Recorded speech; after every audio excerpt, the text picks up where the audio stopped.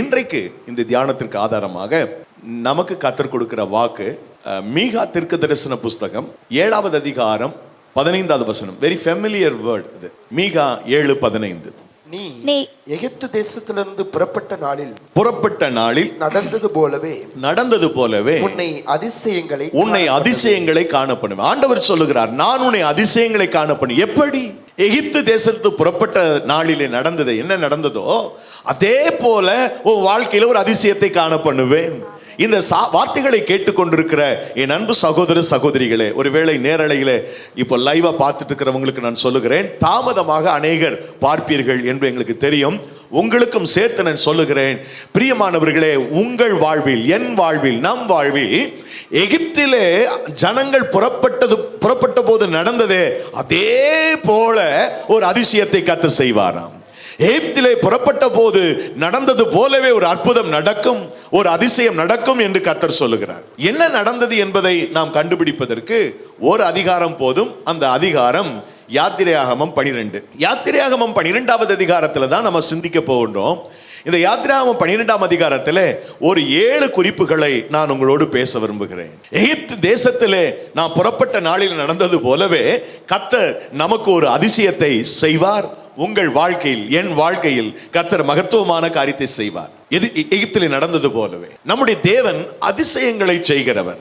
அவருடைய பேரே அதிசயம் என்று வேதம் சொல்லுகிறது. நியாயாதிபதிகள் புத்தகம் 13வது அதிகாரம் 18வது வசனம் மற்றும் ஏசாயா தீர்க்கதரிசன புஸ்தகம் 9ஆம் அதிகாரம் 6வது வசனம். இந்த வசனங்களை வாசித்து பாருங்கள். அவருடைய பேர் அதிசயம்.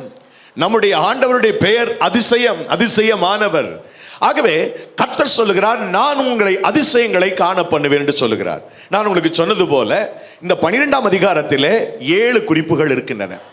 என்ன நடந்துச்சு, என்ன அதிசயம் நடந்தது என்றால், முதலாவது அதிசயம், எபிரேய மக்களுக்கு பாதுகாப்பும் எகிப்திய மக்களுக்கு பாதிப்பும் ஏற்பட்டது. அதுதான் பெரிய அதிசயம்.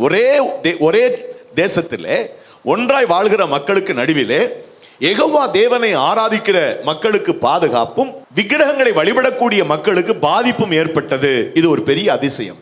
சில நேரங்கள்ல ஆச்சரியமா இருக்கும்ல, மழை ஒரு பக்கம் பெய்யும், இன்னொரு பக்கம் நம்ம சொல்லுவோம், அறியாம என்ன அதிசயம் பாருங்களேன், இல்லைநகர்ல மழை பெய்யுது, பாலக்கரையில மழை இல்லை அப்படி சொல்லுவோம் இல்ல. எவ்வளவு அதிசயமா இருக்கு. ஆக தேவனுடைய பிள்ளைகளுக்கு எப்போதும் பாதுகாப்பு இருக்கிறது. தேவனை வழிபடாத மக்களுக்கு பாதிப்பு ஏற்பட்டதை இந்த அதிகாரத்திலே நாம் பார்க்க முடியும். வசனம் 26 30 வரைக்கும் குறிச்சுக்கோங்க. இந்த பகுதியில ரத்தம் பூசப்பட்ட வீடுகளிலே சங்கார தூதன் நுழையல, அங்க ரட்சிப்பின் கம்பீர சத்தம் கேட்டது. யாரெல்லாம் இந்த பஸ்கா பண்டிகை கொண்டாடலையோ அல்லது ரத்தம் பூசப்படலையோ அந்த வீடுகளிலே கூக்குரல், தேவனுடைய வீட்டிலே, தேவனுடைய பிள்ளைகளுடைய வீட்டிலே கம்பீர சத்தம். ஆனால் விக்கிரகங்களை வழிபடக்கூடிய மக்களுடைய வீட்டிலே கூக்குரல் கேட்டது. ஏனென்றால் தளச்சன் பிள்ளைகள் அத்தனையும் மரித்து போனார்கள். அன்பிற்குரியவர்களே, கூக்குரலும் கம்பீர சத்தம், பாதுகாக்கப்பட்டவருடைய இல்லங்களிலே கம்பீர சத்தம், பாதிப்புள்ள இல்லங்களிலே மிகப்பெரிய கூக்குரல். இன்றைக்கும் கர்த்தர் தம்முடைய மக்களுக்கு அப்படிப்பட்ட ஒரு ஆசீர்வாதத்தை வைத்திருக்கிறார். வசனம் 23 பாருங்கள். அந்த பாதுகாப்பை குறித்து எழுதப்பட்டிருக்கிறது. கர்த்தர் எகிப்தியரை அதம் பண்ணுகிறதற்கு கடந்து வருவார்.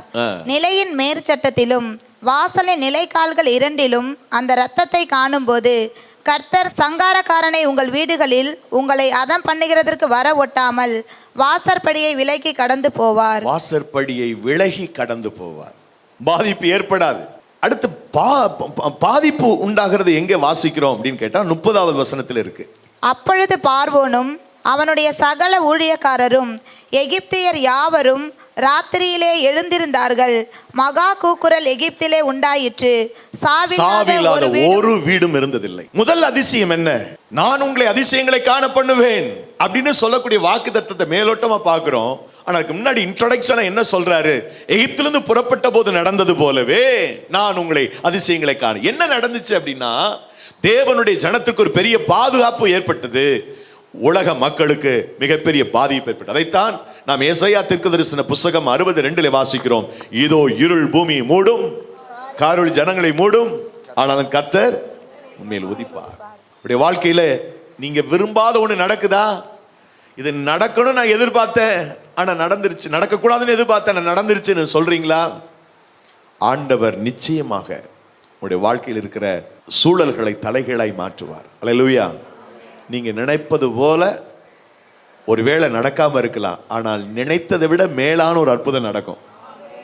ஆமென். முதல் அதிசயம் அதுதான், உங்களுடைய லைஃப்ல கர்த்தர் செய்யக்கூடிய முதல் அதிசயம். இரண்டாவது அதிசயம் என்ன என்று கேட்டால், ஆராதனைக்கு விரோதமாக இருந்த தடைகளை கர்த்தர் உடைப்பார்.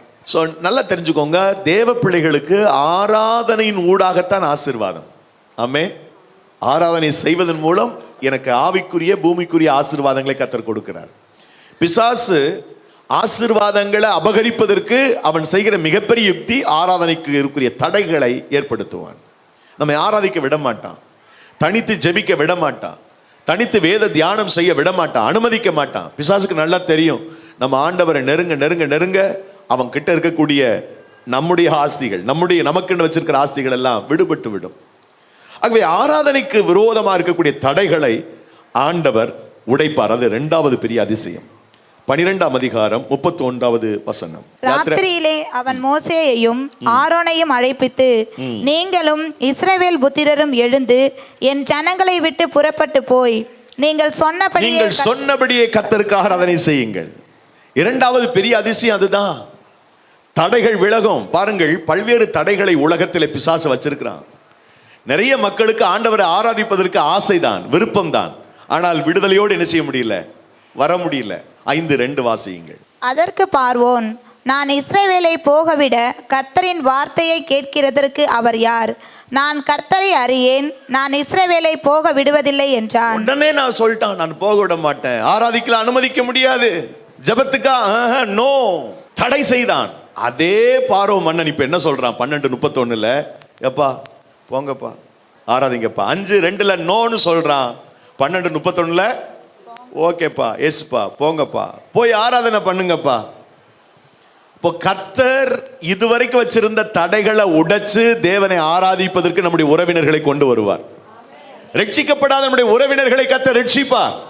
உடைய நண்பர்களை கர்த்தர் ரட்சிப்பார். எதிரா நின்னா பாருங்க, எதிர்த்து பேசினா பாருங்க, எல்லாத்தையும் கர்த்தர் ரட்சித்து கொண்டு வருவார். ஆண்டவருடைய அற்புதம் நடக்கும். எந்த மனிதன் ஆராதனைக்கு தடை சொன்னானோ அதே மனிதன் இப்போது நீங்க ஆராதிக்கலாம் போங்க அப்படின்னு சொன்னான். கர்த்தருடைய வல்லமை பிரியமான. 5:2 12:31 பாருங்களேன், எவ்வளவு ஆச்சரியம் பாருங்கள். 5:2 அவர் யாருங்க? கடவுள் யாரு? கர்த்தர் யாரு? அவருக்காக நான் உங்களை ஆராதிக்க விடணும்னு அவசியம் என்ன இருக்குது? செய்ய முடியாது, உங்களை அனுப்ப முடியாது அப்படின்னு ஸ்ட்ரிக்டா சொன்னாலு இப்ப சொல்றான், எப்பா தயவு செய்து ஆராதிக்க போங்கப்பா, என்னால தாங்க முடியலையா, வேதனை தாங்க முடியும், போயிடு அப்படின்னா. இது இரண்டாவது பெரிய அதிசயம். அல்லேலூயா. மிகப்பெரிய அற்புதம். பிசாசு வருவான், ஆராதனைக்கு விரோதமா வருவான். இயேசு கிறிஸ்துவையே சோதிச்சானே, என் பாதத்தில் விழுந்து தாழ விழுந்து பணிந்து கொண்டால் நீ பார்க்கிற இந்த லோகத்தை எல்லாம் அதனுடைய சுகபோகத்தை எல்லாம் அனுபவிக்கலாம் ஆசை காட்டினான். ஆண்டவர் சொன்னார், அப்பாலே போ சாத்தானே, உன் தேவனாகிய கர்த்தர் ஒருவரையே பணிந்து அவரையே ஆராதிப்பாய் என்று எழுதியிருக்கிறதே. மத்தேயு சுவிசேஷ புஸ்தகம் 4ஆம் அதிகாரம் 8 தொடக்கம் 11 வரை. ஆகவே நாம் தடையில்லாமல் நம்மையே ஜீவ பலியாக ஒப்பு கொடுத்து ஆராதனையில இண்டிவிஜுவலா தனிப்பட்ட விதத்தில் ஆராதனையிலே தனிப்பட்ட விதத்தில் நாம் வளர்ச்சி அடைவதற்கு ஆண்டவர் உங்களுக்கும் எனக்கும் தம்முடைய ஆசீர்வாதத்தை தருவார். ஜீவ பலியாக ஒப்பு கொடுத்து அந்த புத்தியில் ஆராதனை செய்வதற்கு according Romans chapter 12 verse number 1 அந்த புத்தியில் ஆராதனை செய்வதற்கு கர்த்தர் நமக்கு உதவி செய்வார். மூன்றாவது மிகப்பெரிய அதிசயம் என்னவென்றால், நமக்குரிய ஆஸ்திகளை நாம் இழந்து விடாமல் இருக்கிற ஒரு அதிசயம். உங்களுக்கு தெரியுமா, பல நேரங்களில் நம்முடைய பிரயாசத்தை பிசாசு எடுத்துட்டு போயிடுறான், வீணா போயிடுது. நம்முடைய பணத்தை பிசாசு ஏதோ ரூட்ல ஓட்ட போட்டு உருகிறான். உழைப்பு அதிகம் நமக்கு, ஆனா சில தீய மனிதர்கள், தீய ஆலோசனைகள், பிசாசுடைய தந்திரம், இதனால நம்முடைய கைகளின் பிரயாசத்தை நாம் அனுபவிக்க முடியல. நம்மகிட்ட இருக்கக்கூடிய ஆசீர்வாதங்களை பிசாசு அபகரித்துக் கொள்கிறான். அது நடக்காது இனிமே. அது மூணாவது அதிசயம். அல்லேலூயா. முதலாவது அதிசயம் என்ன?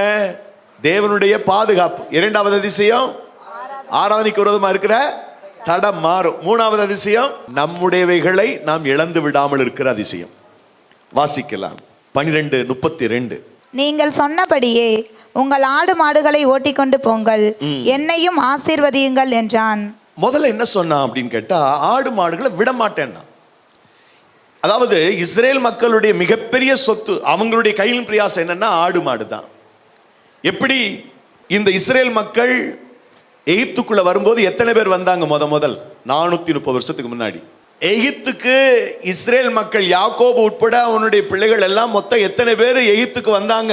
430 வருஷத்துக்கு முன்னாடி 70 பேர். அதுல சின்ன கன்ஃபியூஷன் இருக்குது, முரண்பாடு மாதிரி இருக்கும். ஆனால் முரண்பாடு இல்லை. 70 பேர்னு வச்சுக்கோங்களேன். வசனம் எங்க இருக்குதுன்னு சொன்னா 46:27 இருக்குது. ஆதியாகமம் 46:27 இருக்குது. எத்தனை பேர் வந்தாங்க? 70 பேர் வந்தாங்க. இந்த 70 பேர் 430 வருஷத்துல எவ்வளவு பேரா மாறினாங்க? யாத்திராகமம் 10:24. நீங்க சொல்ற வசனத்தை கரெக்டா நோட் பண்ணி வைக்கணும். 10:24, 10:24 எக்ஸடஸ். 37 வாசிங்க. 37, 12:37. 10:24 சொல்லிட்டு 12:37. இஸ்ரவேல் புத்திரர் ராமசேசை விட்டு கால்நடையாக பிரயாணம் பண்ணி சுக்கோத்துக்கு போனார்கள். அவர்கள் பிள்ளைகள் தவிர 6 லட்சம் புருஷராய் இருந்தார்கள். 70 பேர் போனாங்க, 6 லட்சம் புருஷர்கள் வந்தாங்க. 70 பேர், 6 லட்சம் புருஷர். ஆட்டினுடைய பெருக்கரு பாருங்க, ஆச்சரியமா இருக்கும். மளமளன்னு பெருகிறோம் ஆடு. கரெக்டா ஆடு வளர்த்தவங்களுக்கு தெரியும், மளமளன்னு பெருகிறோம். கோழி அந்த மாதிரி தான், கரெக்டா மெயின்டைன் பண்ணா மளமளன்னு பெருகிறோம். ஜனங்களே 70 பேர்ல இருந்து 430 வருஷத்துல 6 லட்சம் புருஷன் மாத்திரம் 6 லட்சம் பேர்னா ஏறத்தாழ 50 லட்சம்னு சொல்றாங்க கணக்கு பாப்புலேஷன். அவ்வளவு பேர் மாறினாங்கன்னா மிருக ஜீவன்கள் கணக்கில்லாம இருந்திருக்கும் அவங்ககிட்ட. ஏன்னா அவங்க உள்ளர நுழையும் போது எப்படித்தான் வந்தாங்க அப்படின்னா 47:1 வாசிங்க. ஆதியாக 47:1 வாசிங்க. யோசேப்பு பார்வோனிடத்தில் போய், என் தகப்பனும் என் சகோதரரும் தங்கள் ஆடு மாடுகளோடும் தங்களுக்கு உண்டான எல்லாவற்றோடும் கூட கானான் தேசத்திலிருந்து வந்தார்கள். எதோடு வந்தாங்களா? ஆடு மாடுகளோடும்.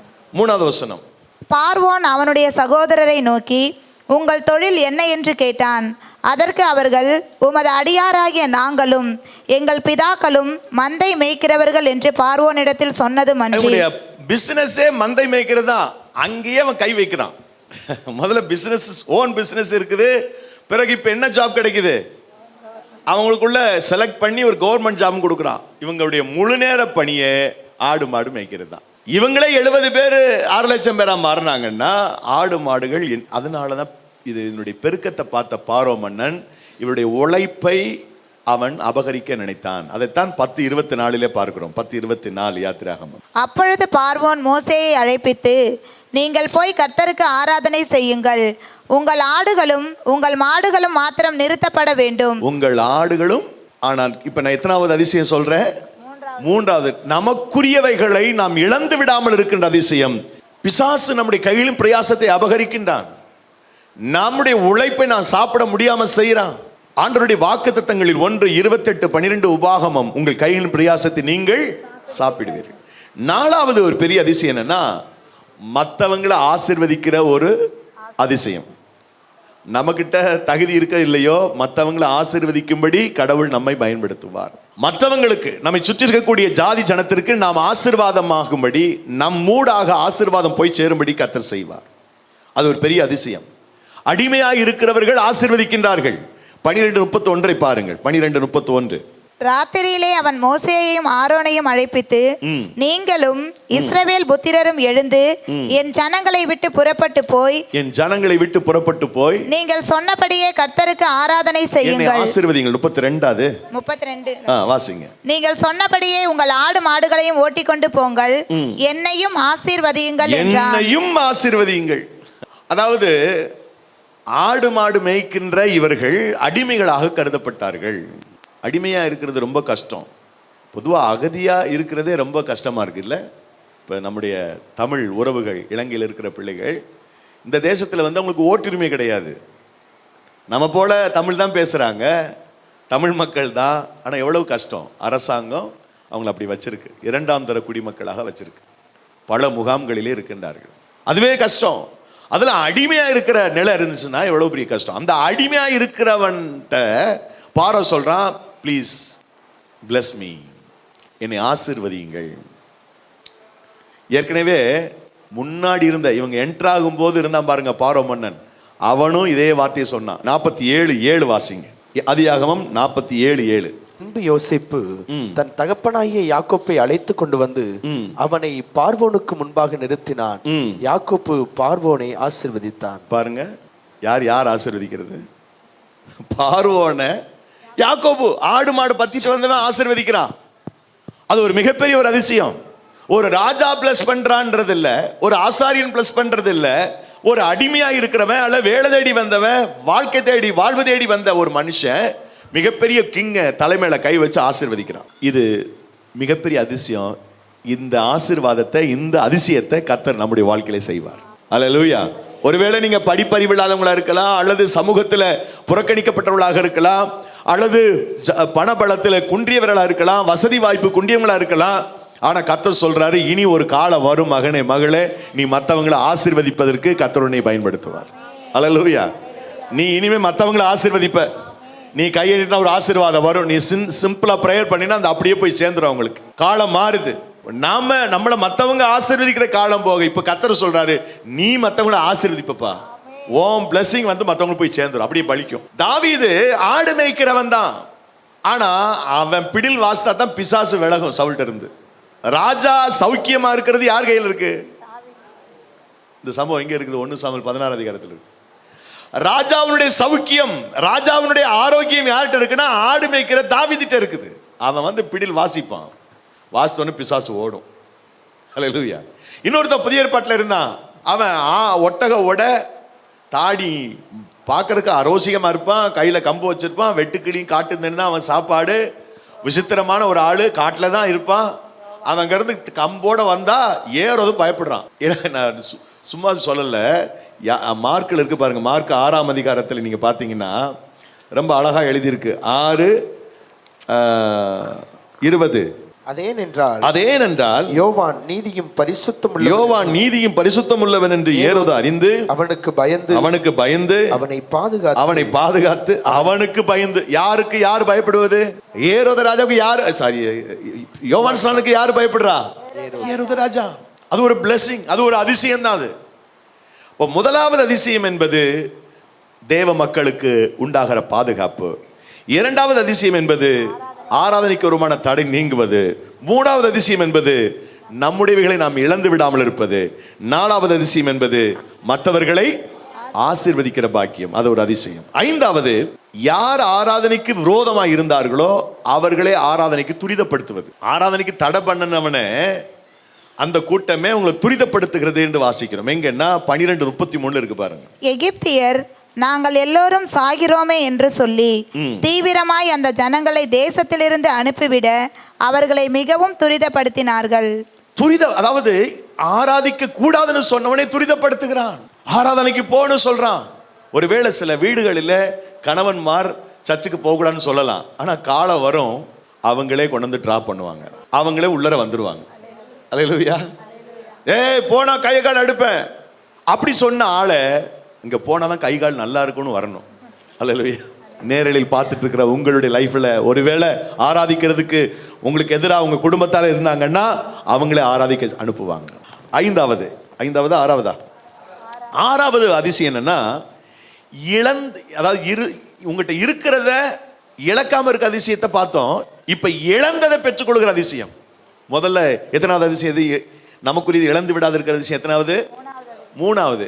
இப்ப ஆறாவது அதிசயம் என்னன்னா, நீங்க ஏற்கனவே இழந்திருக்கீங்க பாருங்க, லூஸ் பண்ணிருக்கீங்கல்ல, அதையெல்லாம் திருப்பி பெறுகிற ஒரு அதிசயம். நிறைய இழந்திருக்கலாம் நீங்க.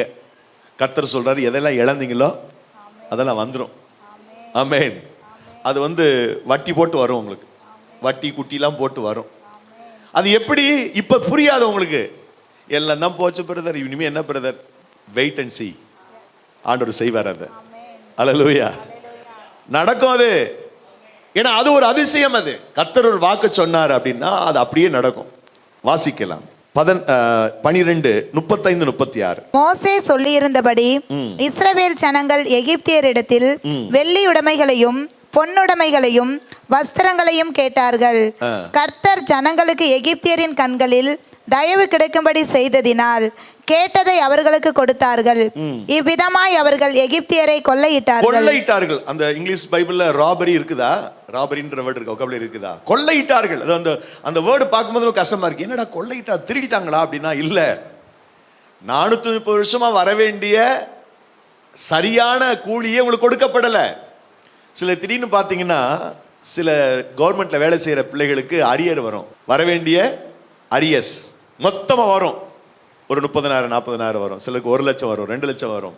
ஏற்கனவே அப்படியே வர வேண்டிய பணம் வந்து சேரல, மொத்தமா சேர்ந்து வந்து சேரும். அது மாதிரி 430 வருஷம் அவங்களுக்கு வர வேண்டிய ஆஸ்திகள் சரியா கொடுக்கப்படல, கூலி சரியா கொடுக்கப்படல. எல்லாத்தையும் சேர்த்து கட்டக்கூடிய எதையெல்லாம் இழந்தாங்களோ அதையெல்லாம் போகும்போது என்ன செய்தாங்க? கொள்ளையிட்டார்கள். ஒரு ஒரு ஒரு ஒரு இடத்துல ஒரு பேங்க்ல கொள்ளையிட்டது மாதிரி மொத்தமா அவங்க கொள்ளையிட்டார்கள். கொள்ளையிட்டார்ன்ற வார்த்தை கொஞ்சம் கடினமா இருக்குது. ஆனா இவர்கள் இழந்ததை எடுத்தார் என்பதுதான் சரியான பொருள். ஏனென்றால் ஆபிரகாமுக்கு கர்த்தர் சொன்னார், ஆதியாகமம் 15ஆம் அதிகாரம் 14வது வசனம், ஜெனிசிஸ் சாப்டர் 15 verse number 14. இவர்கள் சேவிக்கும் ஜாதிகளை நான் நியாயம் தீர்ப்பேன், பின்பு மிகுந்த பொருட்களுடனே புறப்பட்டு வருவார்கள். முற்பிதாக்கள் முப்பாட்டனுக்கே சொல்லிட்டார் ஆண்டவர், உன் பிள்ளைங்க இப்படி இருப்பாங்கப்பா, 430 வருஷம் இருப்பாங்க, திரும்பி வரும்போது மிகுந்த பொருட்களுடன் என்ன செய்வார்கள்? புறப்பட்டு வருவார்கள். ஏன்னா நீ இழந்திருக்கப்பா நிறைய, 430 வருஷம் நீ இழந்திருக்கீங்க. உனக்கு வர வேண்டியதெல்லாம் எல்லாம் அங்க இருக்குது. எல்லாம் பொன்னும் தங்கமும் வெள்ளியுமா வச்சிருக்கிறாங்க, கேட்டு வாங்குவார்கள். அவைகளை உங்கள் குமாரருக்கும் உங்கள் குமாரத்திகளுக்கும் தரிப்பித்து எகிப்தியரை கொள்ளையிடுவீர்கள். இங்கேயே இந்த கொள்ளையிடுவீர்கள் என்பது தப்பா புரிஞ்சுக்க கூடாது. 430 வருஷம் பேங்க்ல இவங்களுடைய ஆசி தான் பேங்க்ல இருந்துச்சு, அதை எடுக்கிற மாதிரி எடுத்துட்டு வந்தாங்க. இது எப்படி கடவுள் வந்து ஆபிரகாமுக்கு சொன்னதை கரெக்டா ஃபாலோ பண்ணி சொல்றாரு பாருங்க. கேட்டு வாங்க, ஏன்னா நீ 430 வருஷம் கஷ்டப்பட்டு இருக்கிற, உன் உழைப்பு உன் கஷ்டம் எல்லாத்தையும் கேட்டு வாங்கு என்று கர்த்தர் சொல்றார். அதனாலதான் பின்னாட்களிலே பிரமாணங்கள் தேவ பிள்ளைகளுக்கு கொடுக்கப்படுகிற போது இதை கர்த்தர் சொல்றார், கவனமா சொல்ற, யாருடைய கூலியும் அபகரிக்காதீங்க, கொடுக்க வேண்டிய பணத்தை கரெக்டாக நினைச்சிருங்க, கொடுத்துருங்க, யாரும் ஏமாத்தாதீங்கன்னு சொல்றார். எங்க இதெல்லாம் குறிச்சுக்கோங்க. இங்க உங்களுக்கு மற்றவங்களுக்கு பிரயோஜனமா இருக்கு, நமக்கு பிரயோஜனமா இருக்கும். ஏனென்றால் இந்த பெயின் வந்து உனக்கு இருக்குது, நீ இவ்வளவு கஷ்டப்பட்டு இருக்கிற, உனக்கு கூலி கொடுக்கப்படல. அதனாலதான் நான் வந்து அவங்களை ஜட்ஜ் பண்ணேன், நியாயம் திருத்தேன், பார்வோனை நியாயம் திருத்தேன், எகிப்தியரை நியாயம் திருத்தேன். 430 வருஷம் என் பிள்ளைகளை வேதனைப்படுத்தினேன். நீனும் அது மாதிரி போயிடக்கூடாது. உன்ட வேலை பார்க்குறாங்கன்னா விடிய காலம் வரைக்கும் கூலி என்ன செய்யாத, வச்சுக்காத, கொடுத்துரு, நைட்டே கொடுத்துரு. வேலை செஞ்சுட்டானா அன்னைக்கே பைசல் பண்ணிடு. அதனால எதையெல்லாம் இழக்கின்றோமோ அல்லது இழந்தமோ அதையெல்லாம் திருப்பி எடுக்கும்படியான ஒரு அதிசயம் தாவீதினிடத்தில் கர்த்தர் சொன்னார், நீ உன்னிடத்தில் கொள்ளையிட்டவைகள் எல்லாவற்றையும் திருப்பிக் கொள்வாய். அதே போல திருப்பி கொண்டான். 1 சாமுவேல் புத்தகம் 30ஆம் அதிகாரம் 19ஆம் வசனத்தில் எதையெல்லாம் தாவீது இழந்தானோ, எதையெல்லாம் தாவீது விட்டு விட்டானோ, எதையெல்லாம் அபகரிக்கப்பட்டதோ அது எல்லாத்தையும் திருப்பி கொண்டான் என்று வசனம் சொல்லுகிறது இல்லையா? கொள்ளையாடி கொண்டு போன எல்லாவற்றிலும் சிறியதிலும் பெரியதிலும் குமாரரிலும் குமாரத்திகளிலும் ஒன்றும் குறைபடாமல் எல்லாவற்றையும் தாவீது திருப்பி கொண்டான். நீங்க எதையெல்லாம் இழந்தீங்களோ அதை திருப்பி கொள்கிற அதிசயம் 6வது அதிசயம். 7வது அதிசயம் சூப்பரான ஒரு அதிசயம். என்னன்னா, உங்க நிமித்தம் புறஜாதிகள் எல்லாம் ஆண்டவர் அறிஞ்சுக்குவாங்க. அல்லேலூயா. நீங்க உங்க ரட்சிப்பு உங்களோட முடிஞ்சு போகாது, எல்லாரையும் இந்த ஆத்தும அறுவடை பணியில பயன்படுத்துவார் ஆண்டவர். நான் நம்புறது என்னன்னா, நம்ம சபை, இன்னும் நான் பேசிக்கிட்டே இருக்கிறேன், வரிசையா சொல்லிக்கிட்டே இருக்கிறேன், நம்ம சபையில் இருக்கிற ஒவ்வொருத்தரும் ஒரு ஆத்தும ஆதாய வீரரா இருக்கணும். ஆமென். நமக்கு அது ஒரு பெரிய அதிசயம். நம்ம மூலமா ஒருத்த ஆண்டவர் அறிஞ்சுக்கிறது யாருக்கு தெரியும்? உங்க மூலமா ஒரு சிறந்த ஒரு ஊழியரை கூட கடவுள் ஏற்படுத்தலாம். உங்க மூலமா தேவ ராஜ்யத்திற்கு ஒரு பெருங்கூட்டத்தை கர்த்தர் ஏற்படுத்தலாம். உங்க மூலமா அநேகரை கர்த்தர் என்ன செய்வார்? உங்க மூலம் இன்னும் அநேகர் ரட்சிக்கப்படாத பிள்ளைகள் பயணம் செய்வார்கள். வாசிக்கலாம் 12:38. அவர்களோட கூட பல ஜாதியான ஜனங்கள் அநேகர் போனதும் அன்றி. அவங்க மட்டும் போகல, அவங்களோட பல ஜாதி மக்கள் புறப்பட்டு போனாங்க. எகிப்தை விட்டு கானானுக்குள்ள பிரவேசிப்பதற்கு பிரயாணப்பட்டு போனாங்க. ஆனா பெரிய டிராபேக் என்னன்னா, அவங்க தான் இவங்களுடைய வீழ்ச்சிக்கு காரணமா இருந்தாங்க. பின்னாட்களில் நிறைய பேர் வனாந்திரத்தில் தண்டிக்கப்பட்டதுக்கு காரணம் யாரு? பல ஜாதி மக்கள். இந்த மக்கள் இருக்காங்க பாருங்களோட டிராவல் பண்ணாங்க பாருங்க, அவங்கனால தான் பெரிய சோதனை அவனுக்கு வந்துச்சு. எண்ணாகமத்தில் இருக்குது இந்த வசனம். அதனாலதான் நெகேமியா காலத்துல இந்த ஜாதி ஜனங்களை விட்டு விலகுங்க, விக்கிரகத்தை வழிபடுறவங்களை விட்டு விலகுங்கன்னு ஒரு ஸ்ட்ரிக்டா ஒரு கட்டளை போடுறாங்க. நெகேமியா 13:3 அது எழுதப்பட்டிருக்கிறது. நெகேமியா 13:3 நீங்க வாசித்தீங்கன்னா, ஆகையால் அவர்கள் அந்த கட்டளையை கேட்டபோது பல ஜாதியான ஜனங்களை எல்லாம் இஸ்ரவேலை விட்டு பிரித்து விட்டார்கள். ஆனால் புதிய ஏற்பாட்டு காலம் அப்படி இல்லை.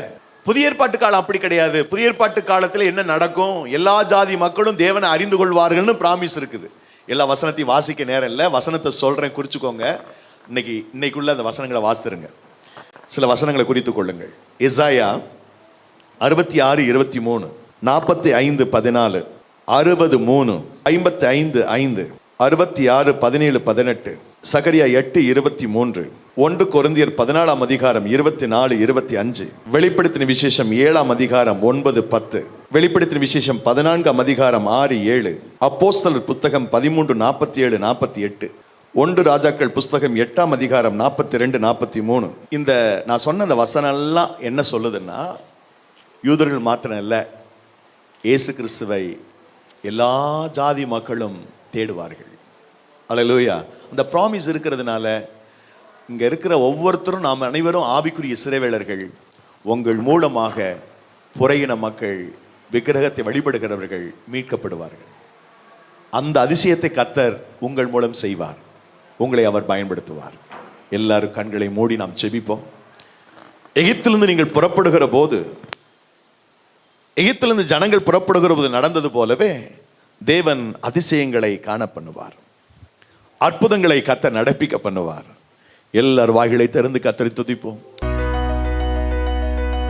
அன்பானவர்களே, My beloved people of God, சின்ன சின்ன தியானம் என்ற புத்தகத்தை உங்களை அறிமுகப்படுத்துவதில் மகிழ்ச்சி அடைகிறோம். we are glad to introduce a short meditation book. இந்த புத்தகம் ஆங்கிலத்திலும் தமிழிலும் இருக்கிறது. This book is both in Tamil as well as in English. இந்த புத்தகத்தில் என்ன விசேஷம் என்று கேட்டால், If you will ask what is the speciality about this book, இந்த புத்தகத்தினுடைய ஷெட்யூல் படி நீங்க வேதத்தை வாசித்தால், if you will read the Bible according to the schedule of this book, ஒரு வருஷத்தில் in 1 year's time, 2 முறை புதிய ஏற்பாட்டையும், you can finish the New Testament twice, ஒரு முறை பழைய ஏற்பாட்டை வாசித்து முடித்து விடலாம். and you can also finish the Old Testament once. ஒவ்வொரு நாளும் ஒரு மனப்பாட வசனம் இருக்கிறது. And every day there is a memory verse that is given to you. அந்த வசனத்தை மனப்பாடம் செய்து விடுங்கள். You can memorize that verse. அந்த வசனத்தை மையப்படுத்தி 3 தியான குறிப்புகள் இருக்கின்றன. There is also a meditation point, the same verse in 3 points you can have the meditation. காலையில் என்ன வாசிக்கணும், There is a schedule of what to read in the morning, மத்தியானம் என்ன வாசிக்கணும், what to read in the afternoon, night என்ன வாசிக்கணும், and what you should read in the night. அங்கே குறிப்புகள் இருக்கின்றன.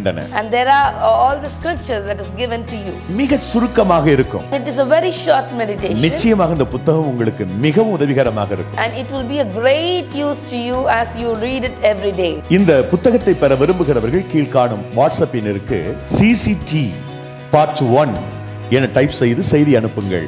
தமிழ் என்றால் தமிழ் என்றும், ஆங்கிலம் என்றால் ஆங்கிலம் என்று டைப் செய்து உங்கள் முழு முகவரியோடு செய்தி அனுப்புங்கள். புத்தகம் உங்களுக்கு வந்து சேரும். புத்தகம் வந்து சேர்ந்த பிறகு அதற்கான தொகையை நீங்கள் அனுப்பலாம். All those who need this short meditation, please text to the WhatsApp number that has been given below.